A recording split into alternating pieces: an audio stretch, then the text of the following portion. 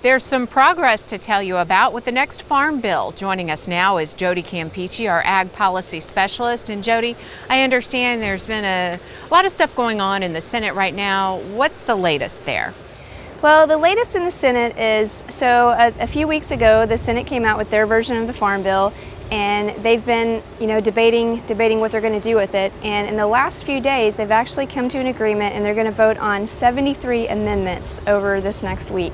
And most of these amendments do have something to do with the Farm Bill. A few of them don't. Some of the amendments related to the Farm Bill deal with crop insurance, the SNAP, Food Assistance Program, the sugar payment program, and lots of other, obviously, if there's 73. So what's going to happen is they're going to vote on these amendments. If they vote to approve or disapprove the amendment, they'll then move forward and possibly vote on the Farm Bill in the Senate. And this could happen within the next week or two as well. And what are some of the changes from the 2008 Farm Bill that are in this latest version from the Senate?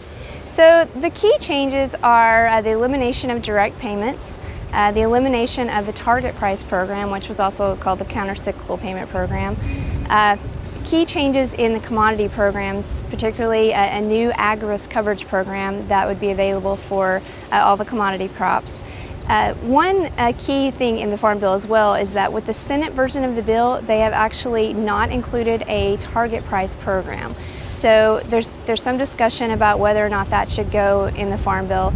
The House version of what they're wanting to do is they're actually wanting to include a target price program, and actually it raised target prices over what they were in the 2008 Farm Bill. However, at this point, the House has not actually came out with their version of the Farm Bill. They're kind of waiting on the Senate to take care of their part. And that's the big question. The Senate is just step one. The House is kind of waiting, I understand, to take a look and see what the Senate's doing, and then those discussions can begin? Yes, so there's still a lot to be done on the Farm Bill. The House and the Senate will have to come up with an agreement between the two of them on what they want to do with the Farm Bill.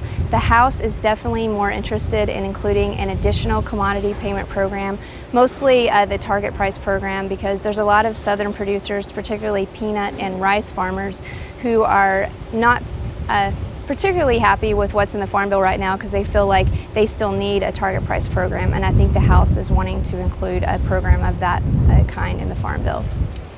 Now, it's an election year. We're getting into the height of summer soon. Do you think that Congress will actually be able to work together and come up with a new Farm Bill? At this point, it's a possibility, but I think it's a slim chance at this point because we have a lot of things coming into play. Election season is about to really take off, and the current Farm Bill actually expires at the end of September, so we only have, really a few months to go.